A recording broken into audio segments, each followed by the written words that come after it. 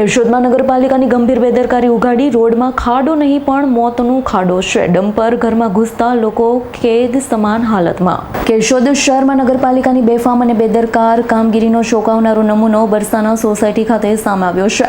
નગરપાલિકા દ્વારા બનાવવામાં આવેલા સીસી રોડની નીચે ગુણવત્તા અને ઉડાવ કામગીરીના કારણે રોડમાં મોટો ભૂવો પડી જતા જીવલેણ સ્થિતિ સર્જાઈ। ભૂવાના કારણે રેતી ભરેલું ડમ્પર અચાનક સંતુલન ગુમાવી સીધું જ બાજુના મકાનમાં ઘૂસી ગયું। ચાલકે બચાવ કરવાનો પ્રયાસ કર્યો હોવા છતાં રોડની ખામી સામે તે નિષ્ફળ ગયો। ડમ્પરનો પાછળનો ભાગ જમીનમાં ઘસી જતા આખું વાહન મકાનના દરવાજા આગળ આડી રીતે પડી ગયું હતું। ઘટનાના કારણે મકાનધારકો માટે આ હાલત એવી બની કે જાણે પોતાના જ ઘરમાં કેદ થયા હોય। મુખ્ય દરવાજા આગળ જ ડમ્પર પડતા બહાર નીકળવાનો રસ્તો સંપૂર્ણ બંધ થઈ ગયો। આસપાસ રેતીના ઢગલા ફેલાઈ જતા પરિસ્થિતિ વધુ વિકટ બની। ઘટના માત્ર એક અકસ્માત નથી પરંતુ નગરપાલિકાની ગંભીર બેદરકારી અને ભ્રષ્ટાચારની સીધી સાબિતી તરીકે લોકોમાં ચર્ચાઈ રહી છે। સ્થાનિકમાં ભારે રોષ ફાટી નીકળ્યો છે। સવાલ ઉઠી રહ્યા છે કે શું આવી નબળી કામગીરી માટે કોઈ જવાબદાર છે કે નહીં। સ્થાનિકોએ આક્ષેપ કર્યો છે કે નગરપાલિકા વારંવાર નીચી ગુણવત્તાના કામો કરી લોકોના જીવને જોખમમાં મૂકે છે। આજે સદભાગ્યે કોઈ જાનહાનિ થઈ નથી પરંતુ આવી જ સ્થિતિ ફરી સર્જાય તો મોટી દુર્ઘટના અનિવાર્ય બની શકે। લોકો દ્વારા તાત્કાલિક જવાબદાર સામે કડક કાર્યવાહી કરવાની, આવા બેદરકારી ભર્યા કામોને રોકવાની જોરદાર માંગણી ઉઠી છે।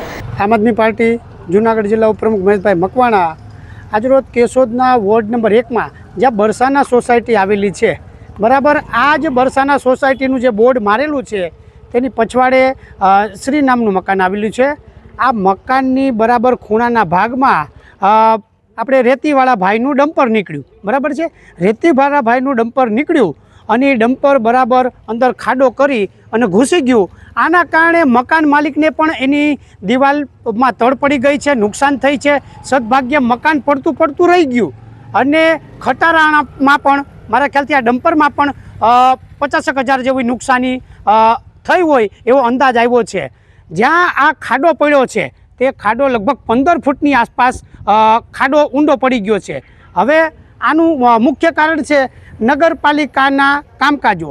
નગરપાલિકા દર 6 મહિને અને 4 મહિને રોડ તોડે છે અને બનાવે છે, તોડે છે અને બનાવે છે।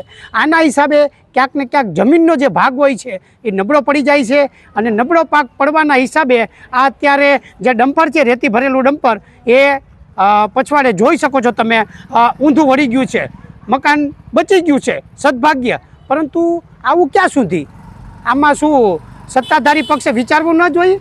દર વર્ષે કંઈક ને કંઈક કારણોસર તોડવામાં અને ભાંગવામાં આવતા હોય રોડ તો કેટલા ટકા વ્યાજબી છે? હાલમાં વહીવટી શાસન ચાલુ રહ્યું છે તો મારી વહીવટી શાસનને અને ડેપ્યુટી કલેક્ટરશ્રીને નમ્ર વિનંતી છે કે આવા જે રોડ બનતા હોય એની ઊંડાણપૂર્વક તપાસ કરવી જોઈએ। કારણ કે ક્યાંક ને ક્યાંક એસ્ટિમેટ વગર આવા રોડ બનાવવામાં આવે છે। વર્ક ઓર્ડર નીકળ્યા ન હોય એની પહેલાં રોડ ઠોકી દેવામાં આવે છે। એસ્ટિમેટ પ્રમાણે કામ ક્યાંય થતા નથી અને આના ભોગ રહેવાસીઓ બને છે। એટલે ખાસ મારી તો વહીવટી તંત્ર અને ડેપ્યુટી કલેક્ટરશ્રીને નમ્ર વિનંતી છે કે આની ઊંડાણપૂર્વક તપાસ થવી જોઈએ। મકાન માલિકને કોઈ નુકસાન થયું હોય તો એની ભરપાઈ કરવી જોઈએ અને જે ડમ્પરના માલિક છે એને પણ મારા ખાલી 50,000 જેવી નુકસાની થઈ છે તો આ નુકસાની એને પણ આપવી જોઈએ એવી મારી નમ્ર વિનંતી છે। રાવલિયા મધુનો રિપોર્ટ, આજ9 ન્યૂઝ, જૂનાગઢ। અમારી તમામ માહિતીથી અપડેટ રહેવા માટે જોડાયેલા રહો S9 ન્યૂઝ સાથે।